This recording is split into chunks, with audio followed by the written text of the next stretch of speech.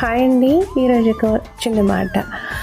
ఎప్పుడైనా కానీ మనం కనబడగానే నవ్వుతూ ఎదురొచ్చి పలకరించి, నువ్వెలా ఉన్నావు, నీ కుటుంబం ఎలా ఉంది, అంతా ఓకేనా, పిల్లలు బాగున్నారా, ఇలా ఆప్యాయంగా పలకరించే వాళ్ళు ఎవరైనా ఉంటే జీవితంలో అసలు వదులుకోవద్దండి. ఎందుకంటే వాళ్ళు మనం ఏ పరిస్థితుల్లో వాళ్ళకి కనిపించినా ఇదే విధంగా వాళ్ళ మనస్తత్వం మారకుండా ప్రేమగా పలకరిస్తూనే ఉంటారు.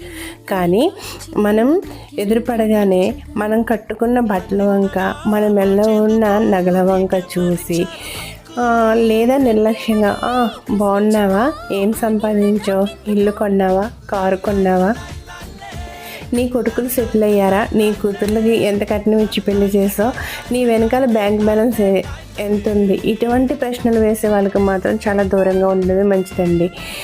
మనం దూరంగా ఉండడమే కాదు, వీళ్ళని మట్టికి వాళ్ళని కూడా దూరంగా ఉంచాలని నా ఉద్దేశం. ఎందుకంటే వాళ్ళు ఇప్పుడు ఇవన్నీ తెలుసుకుంటారు. నీ దగ్గర ఏమీ లేదని తెలిస్తే రెండోసారి నువ్వు కనబడితే నిన్ను చూసి కూడా చూడనట్టుగానే వెళ్ళిపోతారు. అలాంటి వాళ్ళు సమాజంలో చాలామంది ఉన్నారండి. వాళ్ళు కేవలం మనుషుల యొక్క ఆస్తులకి, వాళ్ళ భోగభాగ్యాలకి తప్ప మనుషులకి, వాళ్ళ మనసులకి ఎట్టి పరిస్థితుల్లోనూ విలువరన్నది నిజం. అంతే కదండి. ఇలాంటి వాళ్ళు ఎవరైనా మీ లైఫ్లో ఎదురయ్యారా?